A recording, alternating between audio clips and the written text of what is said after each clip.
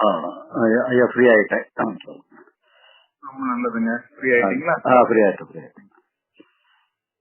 ஒண்ணு இல்லைங்கய்யா, நீங்க சொன்ன கருத்துல நான் தெரிஞ்சுக்கிட்டது இந்த மாதிரி தாட்ஸை ஃபாலோ பண்ணவே தேவையில்லை. தாட்டாவே இருக்கட்டும், திங்கிங் ப்ராசஸா மாத்த வேணாம்னு சொல்றீங்க இல்லைங்களா? ஆமா ஆமா. அதை நான் இப்போ கான்சியஸா அதை செயல்படுத்தி பாக்குறேன். கான்சியஸா நான் அது பண்ண வேண்டிய தேவை இருக்குது இப்போ எனக்கு.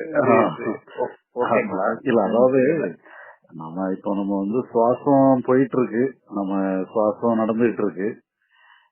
அந்த சுவாசத்தை நீங்களாவும் சுவாசிக்கலாம், இல்ல அதுவா போடுற மாதிரியும் வச்சுக்கிடலாம். நாம பண்ணணும், நம்முடைய பங்குகளை இல்ல, நம்முடைய பங்கு எடுக்கணும்னு வச்சுக்கிடலாம். நீங்களும் கூட சுவாசிக்கலாம், இல்ல அதுவாவே சுவாசிக்கிற மாதிரி விடணும்னு அது தானா அப்படி சுவாசம் நடக்கிறது, தானா தாட்டு வர்றதுங்கிறது தாட்டு. அது நீங்களா உங்களுடைய பங்கு அதுல கொஞ்சம் இருந்ததுன்னா அது திங்கிங்கா மாறிடுது.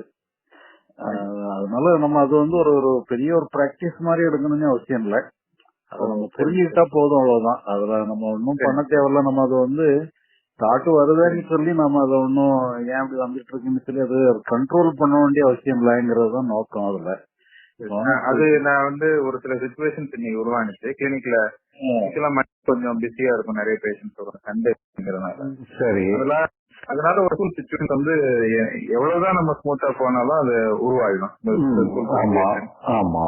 இப்ப அது என்னுடைய கான்சியஸ் லெவல்ல சரி, இந்த மாதிரி எனக்குள்ளார ஒரு negative thought, negative situation build up ஆகுது மைண்ட்ல அப்படிங்கறத நான் அதாவது என்ன சொல்றது, ரியலைஸ் பண்ணும்பொழுது அதுக்கு நான் என்கரேஜ் பண்ணாம அதை அப்படியே விட்டுறேன். அது கரைஞ்சு போயிடுச்சு. ஆமா, அது ஃப்ரீயா நீங்க விட்டுட்டீங்கன்னா எமோஷனா இருந்தாலும் சரி, தாட்டா இருந்தாலும் சரி, அதுவா வருதுன்னு சொன்னா அது வருதுன்னுட்டு பார்த்து அது நம்ம அது அதுவா செயல்படுதுன்னுட்டு விட்டுறா போதும். நம்ம அதுல ரெஸ்பான்ஸ் எடுக்க தேவையில்லை.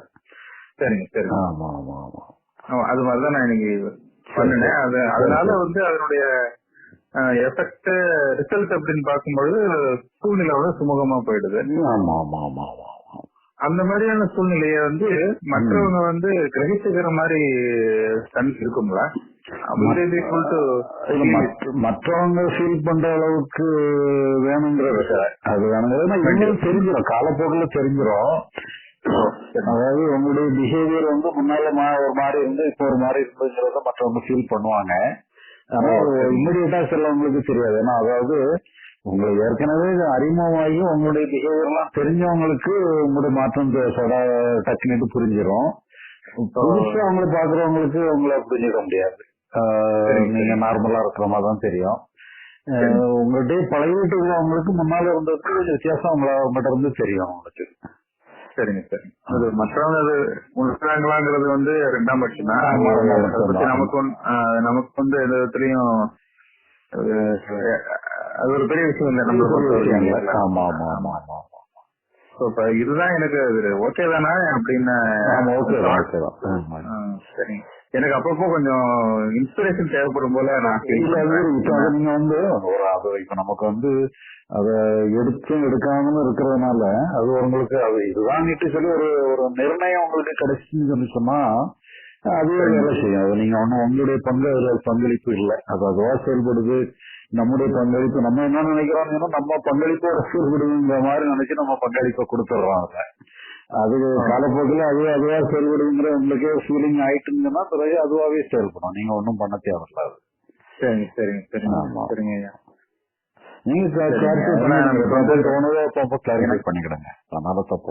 சரிங்க சரிங்க. அப்பப்போ எனக்கு ஒரு என்ன சொல்றது, போற பாதை கரெக்ட் தானே ஒரு ரெஃபரன்ஸ் கேட்டுக்கிறேன். ரொம்ப ரொம்ப நன்றிங்க. தேங்க்ஸ். நமஸ்காரம். Good night.